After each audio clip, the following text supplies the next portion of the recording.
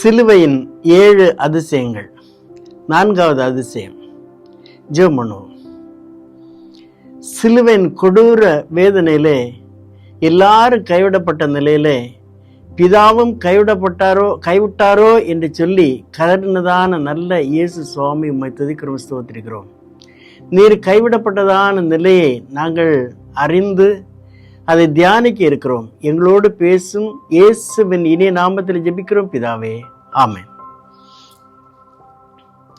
அருமையானவர்களே, சிலுவையில் இயேசுநாதர் 7 அதிசயமான வார்த்தைகளை சொல்லி இருக்கிறார். முதல் 3 அதிசயமான வார்த்தைகளை நாம் தியானித்தோம். சுற்றம் சூழமாக கூடியிருந்ததான, கொடூரமாக இவருக்கு துயரம் கொடுத்ததான மக்களுக்கு மன்னிப்பை கொடுத்ததான ஒரு அதிசயம். 2வதாக, சிலுவைக்கு அருகிலே நின்றுதான ஒரு கள்வன் அவனுக்கு பரதீசின் வாழ்வை உடனடியாக கொடுத்ததான ஒரு அதிசயமான காரியம். 3வதாக, கலங்கி கொண்டு நின்றதான தமக்கு அருமையான தாயாரையும் தமக்கு அருமையான சீஷனையும் பார்த்து அவர்களுக்கு ஒரு பராமரிப்பு கொடுத்ததான அதிசயமான ஒரு வார்த்தை. இந்த 3 காரியங்களுக்கு பின்னதாக, 3 வார்த்தைகளுக்கு பின்னதாக 4வதாக ஒரு வார்த்தை இயேசுநாதர் அதில் நின்று சொல்லுகிறார்.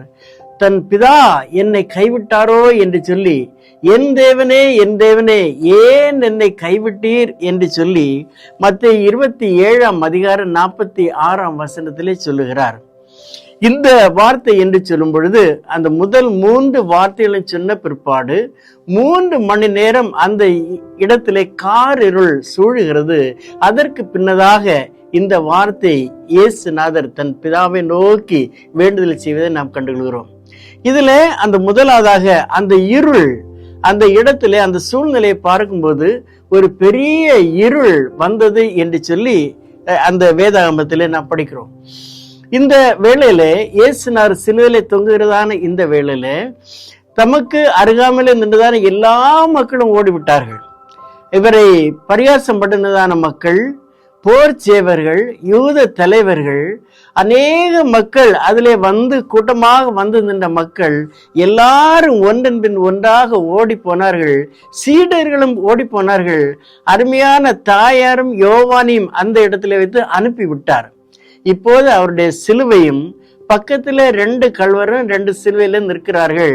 இந்த 3 பேர் நிற்கிறதான வேளையில ஒரு பெரிய ஒரு இருள் அந்த இடத்துல வந்தது என்று சொல்லி நாம் வேதத்திலே படிக்கிறோம். மத்தேயு 27:46 படிக்கும் போது இந்த வேளை 9ஆம் மணி வேளை என்று சொல்லப்பட்டிருக்கிறது. 9ஆம் மணி வேளை என்று சொல்லும் போது நம்முடைய கணக்குப்படி பகல் 12வது மணி நேரம்.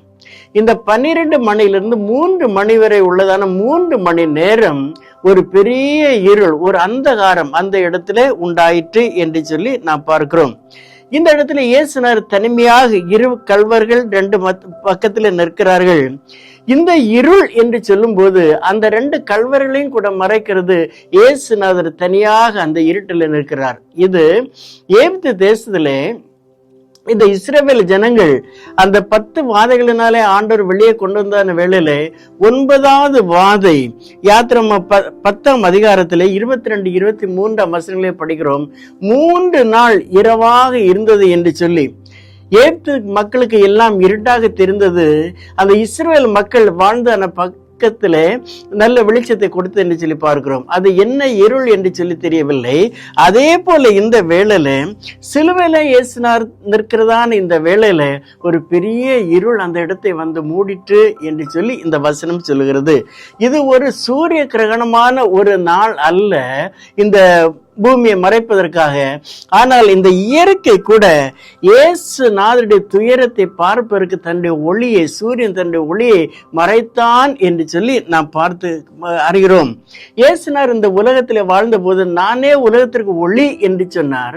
இப்போது அந்த ஒளி என்று சொன்னவர் இருளிலே நிற்கிறார். அவரிடத்தில் இந்த ஒளி வெளியே வரவில்லை.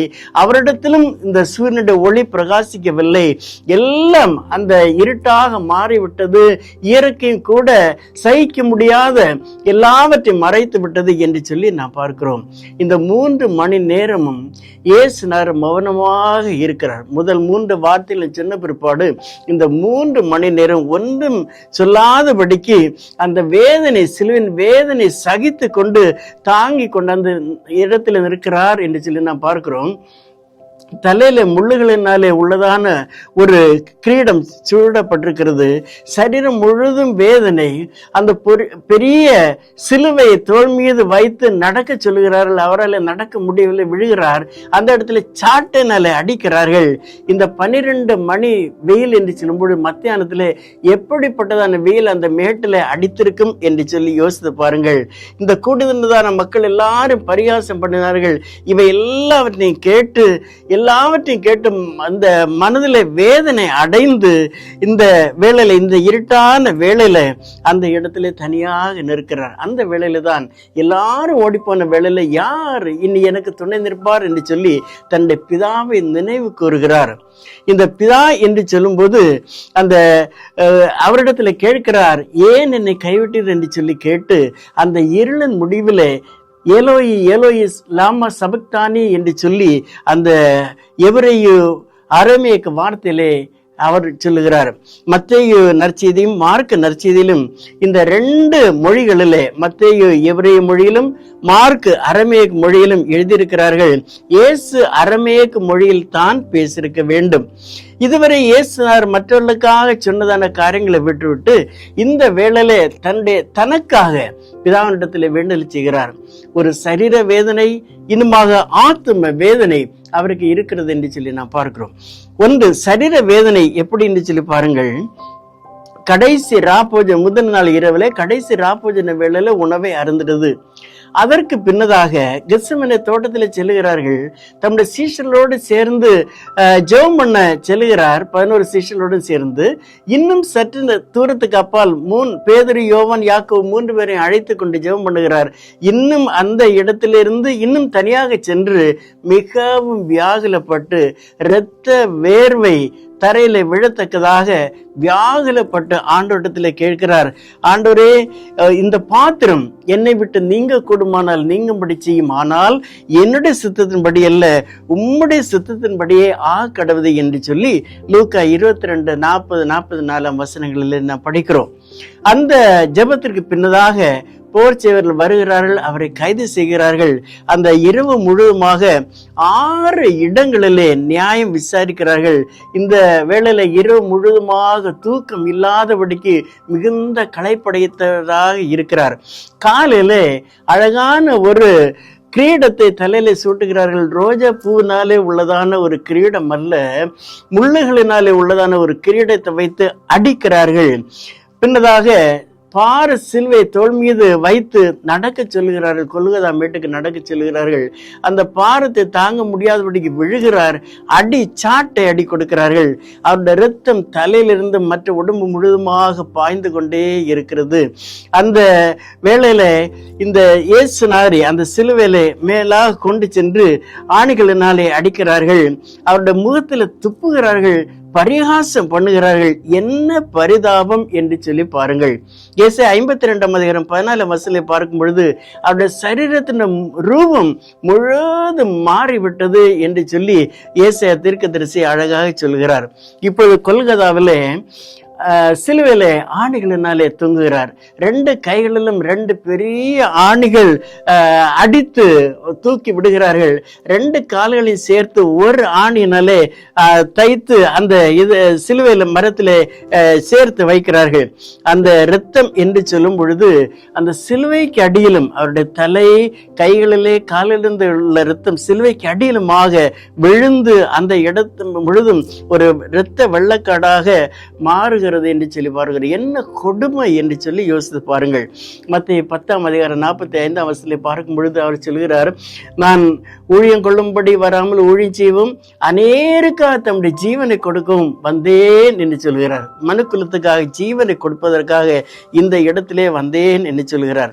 இந்த எல்லா வேதனையும் உங்களுக்காகவும் எனக்காகவும் தானே. அன்பானவர்களே, நம்முடைய வாழ்க்கையில ஒரு நாளிலே ஒரு வேளை உணவு நம்மால் தவிர்க்க முடியுமா என்று சொல்லி ஒரு கேள்வி கேட்டு பாருங்கள். எத்தனையோ பேர் உலகத்துல எத்தனையோ இடங்களிலே ஒரு நாளிலே ஒரு வேளை உணவோட இல்லாதபடிக்கு மக்கள் இருக்கிறார்கள். நம்முடைய வாழ்க்கையில பார்ப்போம், ஒரு வேளை உணவு தவிர்க்க முடியும் என்று சொன்னால் என்ன வேதனை வருகிறது என்று சொல்லி நான் யோசித்து பார்க்க வேண்டும். கிறிஸ்துவுக்காக எதையாவது சகிக்க முடிகிறதா என்று சொல்லி ஒரு கேள்வி கேட்டு பாருங்கள். இயேசு உணவில்லாதபடிக்கு, உறக்கம் இல்லாதபடிக்கு, பலவிதமான வேதனைகளோடு இந்த சிலுவையில நின்று கொண்டு உங்களையும் என்னை பார்த்து கொண்டு இருக்கிறார். இது எல்லாம் உங்களுக்காகத்தானே என்கிறார். சங்கீதம் 22 சங்கீதக்காரன் இந்த நிகழ்வுக்கு சுமார் 1000 ஆண்டுகளுக்கு முன்னதாக தீர்க்க தரிசனமாக சொல்லுகிறார். 1ஆம் வசனத்திலே, என் தேவனே என் தேவனே ஏன் என்னை கைவிட்டீர் என்று சொல்லுகிறார். 14-15 கீழாக உள்ள வசனங்களிலே பாருங்கள், என்னுடைய சரீரம் முழுதும் எலும்புகள் எல்லாம் உரி போயிற்று, என்னுடைய நாவு மேல் வாயோடு ஒட்டி கொண்டது என்று சொல்லி பலவிதமான காரியங்களை சொல்கிறார். உலகத்தின் பாவத்தை இந்த வேளையிலே இயேசுநாதர் தம்முடைய தோளிலே சுமந்து கொண்டு சரீர வேதனையோடு நிற்கிறதான ஒரு காட்சியை நாம் பார்க்கிறோம். இரண்டாவதாக மனசார்ந்த ஆத்தும வேதனை, சரீர வேதனை ஒரு பக்கம், இன்னொரு பக்கமாக ஆத்தும வேதனை. என்ன ஆத்தும வேதனை? இப்போது இந்த 3 மணி நேர இருளிலே எல்லாரும் கைவிடப்பட்டதான ஒரு நிலையை இயேசுநாதர் யோசித்து பார்க்கிறார். தமக்கு அருமையான 12 சீஷர்கள், அதுல யூதாஸ் ஊழியத்திலே பணப்பையை சுமந்து கொண்டிருந்தவன் வெறும் 30 வெள்ளி காசுக்காக அவரை விட்டு போட்டான் என்று சொல்லி பார்க்கிறோம். இந்த கெத்செமனேல மீதி 11 சீஷர்களும் எல்லாரும் ஓடி போனார்கள். பேதுரு சொன்னான், யார் ஓடினாலும் நான் ஓட மாட்டேன் என்று சொன்னவன் அந்த ஆசாரியனுடைய அரண்மனையிலே போகிறதான வேளையில 3 தடவை உன்னை நான் அறியேன் என்று சொல்லி மறுதளித்தான் என்று சொல்லி வசனங்களிலே படிக்கிறோம். இயேசுனுடைய ஊழிய காலத்திலே நீர் ஜீவனுள்ள தேவனுடைய குமாரனே கிறிஸ்து என்று சொல்லி மத்தேயு 16ஆம் அதிகாரத்திலே படிக்கிறோம். அப்படி அறிக்கை பண்ண இந்த வேளையில உன்னை நான் அறியேன் என்று சொல்லி 3 தடவை சொல்லுகிறதை நாம் கண்டுகொள்கிறோம். சிலுவையிலிருந்து பயந்து ஓடினவர்கள் எல்லாரும் ஓடிவிட்டார்களே, அந்த கூடி நின்ற மக்கள் எல்லாரும் ஓடிவிட்டார்கள், சீஷர்களும் ஓடிவிட்டார்கள். இப்பொழுது அந்த அழுதவர்கள், ஊழியத்திலே இவருக்கு பெண் சென்று அவருடைய பிரசங்கங்களை கேட்டவர்கள், அற்புதங்களை கண்டவர்கள், இவர்கள் எல்லாரும் அழுது கொண்டு நின்றார்களே, அவர்களும் எல்லாரும் ஒன்றின் பின் ஒன்றாக இந்த இருள் தொடங்கின வேளையிலே ஓடி விடுகிறார்கள். மரியாளும் யோவானு கூட அந்த இடத்துல இருந்து இயேசுநாதர் அனுப்பி விடுகிறார். அந்த இடத்துல விட்டு அவர்கள் போனார்கள். இப்பொழுது யாரும் அந்த இடத்துல இல்லை. அவருடைய சிலுவைக்கு கீழாக யார் மேலே தனியாக நிற்கிறார். அந்த இரு கல்வர்களை கூட பார்க்க முடியவில்லை, இருள் சூழ்ந்து விட்டது. அந்த வேளையில் இந்த 3 மணி நேரம் மௌனமாக இந்த காரியங்கள் எல்லாவற்றையும் யோசித்து தன்னுடைய பிதாவை யோசித்து பார்க்கிறார். பிதாவை எண்ணி பார்க்கிறார். தன்னை இந்த உலகத்துக்கு அனுப்பின பிதாவை எண்ணி பார்க்கிறார். கெத்செமனேலே சொல்லுகிறார், உம்முடைய சித்தத்தின்படி ஆக கடவுது என்று சொல்லி ஒப்பு கொடுத்தவர் இந்த வேளையில மறுபடியும் ஆண்டவரே ஏன் எனக்கு இந்த வேதனை என்று சொல்லி யோசிக்கிறார். மத்தேயு 3ஆம் அதிகாரம் 11ஆம் வசனத்துல படிக்கிறோம், இயேசுநாதர் ஊழியத்துக்கு ஆரம்பத்துல வந்த வேளையில திருமுழுக்கு பெற்று கரை ஏறின உடனே மேலிருந்து ஒரு சத்தம் கேட்கிற, பிதாவாகிய தேவன் சத்தம் கொடுக்கிறார், இவர் என்னுடைய நேசகுமாரன், இவரிலே பிரியமாய் இருக்கிறேன். மத்தேயு 17ஆம் அதிகாரம் 5ஆம் வசனத்தில் சொல்லுகிறார் பாருங்கள், மறுரூப மலையிலே இதே பிதாவாகிய கடவுள் சொல்லுகிறார், இவர் என்னுடைய நேசகுமாரன், இவரில் பிரியமா இருக்கிறேன், நீங்கள் இவருக்கு செவி கொடுங்கள் என்று சொல்லுகிறதான சத்தத்தை அந்த இடத்துல சொல்லுகிறார். அந்த ஆண்டவருடைய பிதாவுடைய உதவியை இந்த வேளையில நாடுகிறார். வேற யாரும் இல்லாத ஒரு வேளையில அவருடைய உதவியை நாடுகிறார். அவரும் கைவிட்டாரோ என்று சொல்லுகிறதான ஒரு உணர்வு அவருக்கு ஏற்படுகிறது. மற்றவர்கள் ஓடினதை குறித்து, மற்றவர்கள் போனதை குறித்து எல்லாம் இவருக்கு மிக அதிகமான கவலை இல்லை. உலக மக்கள் என்று சொல்லி அவர் அறிந்து கொள்கிறார். தேவையோடு இருந்தவர்கள் எல்லாரும் என்று சொல்லி அறிந்து கொள்கிறார். ஆனால் இப்போது கைவிடப்பட்டதான ஒரு நிலை, மனவேதனை, துக்கம், களைப்பு என்று சொல்லும் போது ஊழியத்தில் எல்லாவற்றையும் சகித்தவர் இந்த வேளையில ஆண்ட பிதாவாகிய கடவுள் கூட தம்மை விட்டாரோ என்று சொல்லுகிறதான ஒரு யோசனை அவரிடத்திலே வருகிறது. இந்த காரியங்களை குறித்து இயேசுநாதர் தம்முடைய சீஷர்களுக்கு சொன்னார். மரித்து அடக்கம் பண்ணப்பட்டு 3ஆவது நாளில் எழுந்திருப்பேன் என்றெல்லாம் சொன்னார். இவை எல்லாவற்றையும் சொன்ன பிற்பாடும், எல்லாரும் ஓடி போன பிற்பாடும் பிதாவாகிய தேவன் என்னை கைவிட்டாரோ என்று சொல்லி கேட்கிறார். ஆனால் இவர்கள் எல்லாரும் போன பிற்பாடும் இவருக்கு இருந்த ஒரே நம்பிக்கை இந்த பிதாவாகிய கடவுள் மாத்திருந்தான். ஆனபடினாலே தான் இந்த வேதனை சகிக்க முடியாமல் என் தேவனே என்று சொல்லி கேட்கிறார். ஒரு பெரிய கழுகு ஒரு மலைக்கு மேலாக, உயரமான மலைக்கு மேலாக ஒரு கூடு கட்டி முட்டை போட்டு குஞ்சு பொரித்தது.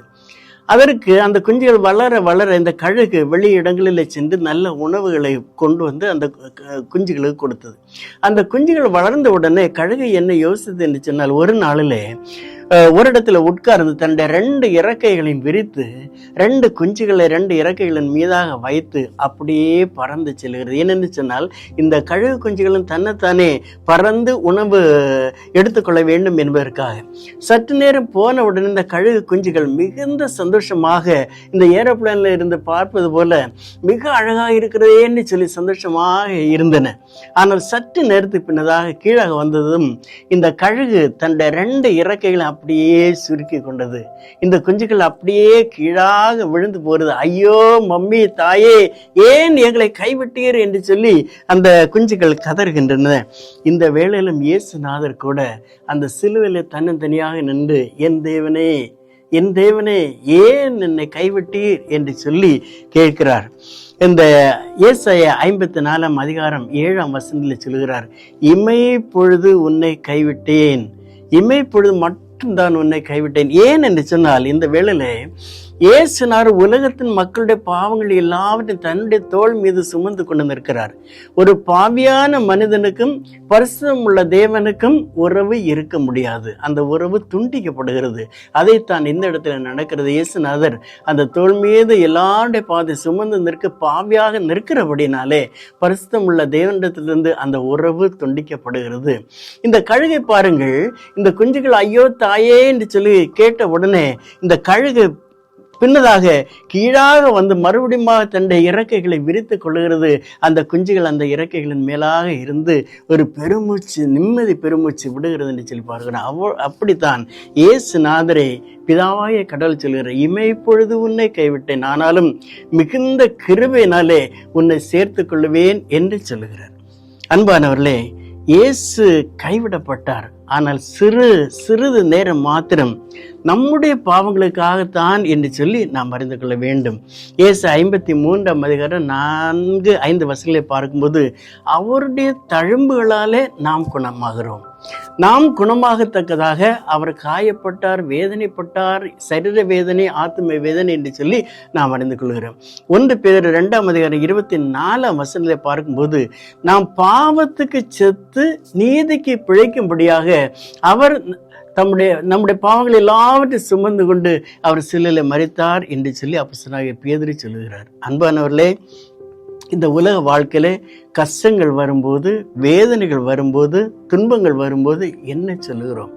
மனுஷர்கள் எல்லாரும் எங்களை கைவிட்டார்கள், உறவினர்கள் கைவிட்டார்கள், நண்பர்கள் கைவிட்டார்கள் என்றெல்லாம் சொல்லுகிறோம். ஆனால் கடவுள் கூட எங்களை கைவிட்டாரே என்று சொல்லுகிறதான அநேக மக்களை நாம் கண்டுகொள்கிறோம். கடவுளுக்கு கண் இல்லையா, காது இல்லையா, வாய் இல்லையா என்று சொல்லி கேட்கிற அநேக மக்கள் நம்முடைய வியாதி படுக்கையிலே, மற்ற கஷ்ட வேளைகளிலே, இப்படிப்பட்டதான வேலை அடைகிற வேளையிலே சிலுவைக்கு அருகிலே வாருங்கள். இயேசு நாதருடைய வேதனை பாருங்கள். அவருடைய வேதனை என்று சொல்லும்போது நமக்காகத்தான் என்று சொல்லி நாம் அறிந்து கொள்ள வேண்டும். நாம் கைவிடப்படாது இருப்பதற்காக அவர் கைவிடப்பட்டார் என்று சொல்லி அறிந்து கொள்ள வேண்டும். இதோ உலகத்தின் முடிவு இந்த நான் உங்களோடு கூட இருப்பேன் என்று சொன்ன ஆண்டவர் எல்லா வேளைகளிலும் நம்மோடு கூட இருக்கிறேன் என்று சொல்றாரு. இமை பொழுது மட்டும் கைவிட்டதான அனுபவம் வந்தாலும் ஆண்டவரை தூஷிக்காதபடிக்கு ஆண்டவர் என்னோடு கூட இருப்பார், என்னை நடத்துவார் என்று சொல்லுகிறதான ஒரு திடகாத்திரமான நம்பிக்கை நம்முடைய வாழ்க்கையிலே இருக்க வேண்டும். இயேசுநாதர் மரிக்கும் முன்னது சொன்னதான இந்த வார்த்தை ஒரு அதிசயமாக, இந்த பிதாவாகிய தேவன் தன்னை கைவிட்டாரே என்று சொல்லுகிற ஒரு அதிசயமான வார்த்தை, நாம் கைவிடப்படாது இருக்கும்படியாக அவர் கைவிடப்பட்டார் என்று சொல்லி நாம் அறிந்து கொள்ள வேண்டும். பின்னதான வார்த்தைகள் எல்லாம் வெற்றி முழக்கமான வார்த்தைகளாக இருந்தன என்று சொல்லி திருமலே வாசிக்கிறோம். கடைசியிலே இந்த பிதாவின் கரத்தை அவர் பற்றி பிடித்து கொண்டார் கைவிடார், அவருடைய சமூகத்தில் கரங்களில் தன்னுடைய ஆவியை கொடுத்தார் என்று சொல்லி நாம் படிக்கிறோம். அருமையானவர்களே, இந்த வார்த்தை நாம் கைவிடாத படிக்கு இருப்பதற்காக இயேசு கைவிடப்பட்டார் என்று சொல்கிற வார்த்தை திடகாத்திரமாக நம்பி உலக வாழ்க்கையில வெற்றிகரமான ஒரு வாழ்க்கையை வாழ ஆண்டவர் உங்கள் ஒவ்வொருக்கும் கிருபை தருவாராக. ஆமென்.